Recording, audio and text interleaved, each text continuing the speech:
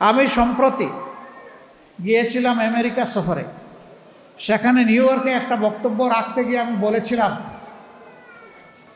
জামাতে ইসলামী যদি দেশ পরিচালনার সুযোগ পায়, কর্মজীবী মহিলাদের কর্মঘণ্টা 3 ঘন্টা কমিয়ে 5 ঘন্টা করা হবে। আরে যাই বলছি, বাংলাদেশের বঙ্গোপসাগরে জোয়ার শুরু হয়ে গেছে, চতুর্দিকে সমালোচনার ঝড়। হায় হায়, কি বলল জামাতের আমির সাহেব, এখন তো আর মহিলারা কোনো কাজই পাবে না।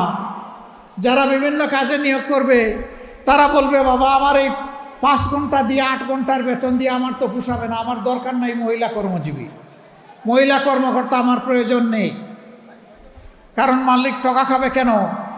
আরেক দল বলতেছে, যাও মহিলারা একটু রুজি রোজগার করতো, রাস্তাটা দিলেন আপনি বন্ধ করে। ভাই, একদিনে সব কথা বলা যায় না।